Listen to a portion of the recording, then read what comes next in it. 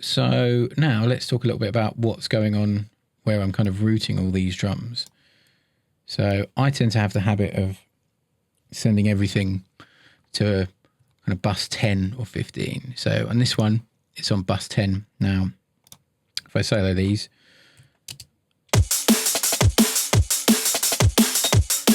and if I take all these plugins off, you'll hear what a dramatic difference it makes. And if I mute that as well.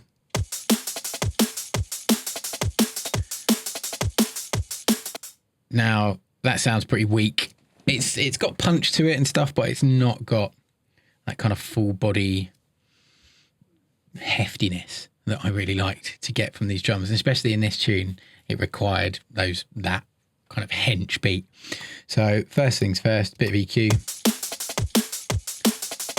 You know, you can see drums are peaking where they should be. Snare, nice 220. Kick, kind of main body of the kick is, where are we? Look at that. You know, around about 100. But just doing a nice wide boost. I tend to find doing wider boosts and narrower cuts, it's a trick and a sort of habit that I'm getting into more and more, and it tends to work just a bit better. So I'm not entirely sure why it sounds so good, but it just seems to work a bit better. So doing a kind of wide boost here at 73, rolling everything off. So none of that. There's no real low end information interfering in those kind of sub regions. Now, next step, old friend camel fat again. Can never have too many. Distortion on, bit of tube, 2%, tiny bit, 1% excitation, 3% mech, and that's that. So it's just kind of adding a tiny bit more beef. Now, next one, the FabFilter Pro compressor.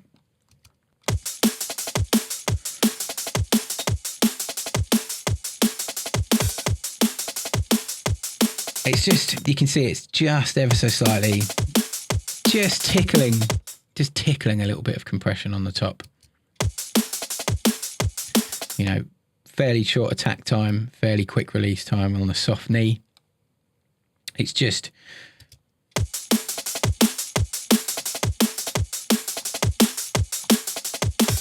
it's so subtle. It's very subtle. Next one up, PSP Vintage Warmer. This is doing quite a lot of the work. So I've got it on brick wall, set the threshold to -1, fat on, tiny bit of drive, about a dB's worth of drive, and then the knee it's kind of up at about, you know, a quarter. I turn that down. You can hear that that's just making it start to really pump. It's really kind of bringing out the characteristics of that snare, just making it sound pretty fat. Last thing, Fruity Pro limiter. You can see this is working quite hard. Got it on +2. There's a fair amount of gain reduction going on.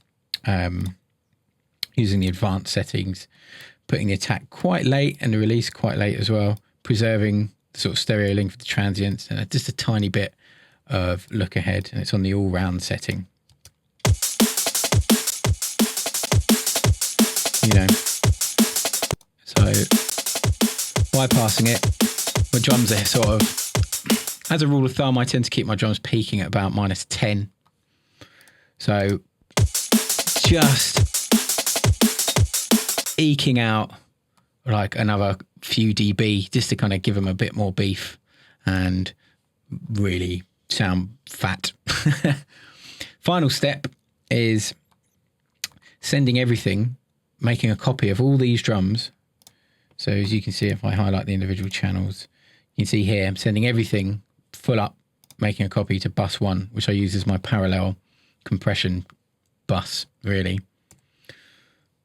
Everything kind of drum based, apart from these kind of breaks, but definitely the kind of main body of drums gets sent down there. So if I solo that,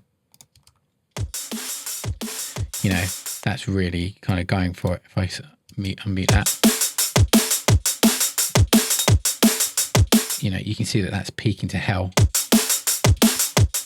But if I pop that on, and again, FabFilter Pro C, there's a brilliant preset parallel compression. Just selected that.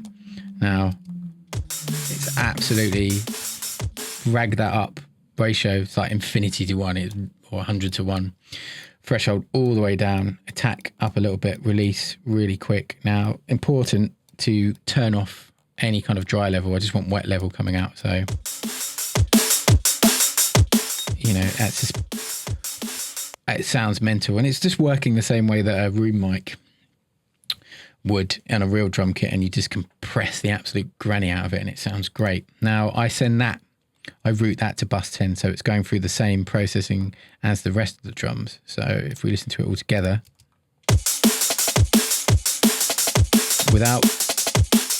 so that's pretty fat, but that just makes it sound like super fat, super tonk, and really just, yeah, you know, you're not messing with those drums. And that's kind of it for essentially drum processing. You know, as long as you group your stuff, and it's all about that chain of effects. This is kind of a standard one that I use. So EQ, fattener, compression, bit more compression, a bit of limiting, and getting that sort of bus compression, parallel compression right, and grouping it all together. It just kind of really does make the main bulk of the drum sound really fat. Now, on these break sections, so such as this DnB break and this and those, I've got some sidechain going on. Now, I tend to send copies of my main kick and snare to bus 64, and that's my sort of default sidechain channel, really. Sometimes you can put stuff on an audio channel and have like a kick rolling the whole way through. Generally with this, I tend to just make copies and send them to bus 64. So if we look on that, you can see solo it. You've got it coming out, but it's set to no output. Output, nothing, you know. And it just kind of, yeah, I just find that a bit easier than sort of making audio duplicates, because then it completely follows the MIDI pattern that I'd have. So if I solo that and solo these,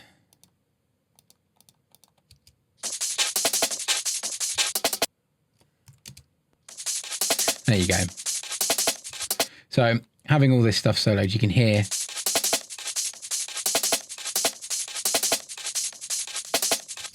how that this sidechain is, you know, making all of this stuff pump nicely. It's on a fairly harsh settings as well. Like, it's quite an intense ratio. You know, or if I get rid of that grace note, you know, that's pumping to bloody brass. But you know, you must be like, I'm sure you're all aware of sidechain and how to apply that, and it's kind of up to your discretion. I really wanted these, as someone put it, you know, it sounds like these cymbals are ducking from sniper fire, and that's kind of, I really wanted that pumping sound. Really just kind of provided a certain amount of energy that I was after. So let's get rid of that. Right. Okay, so that, yeah, that's the kind of main part of the drums.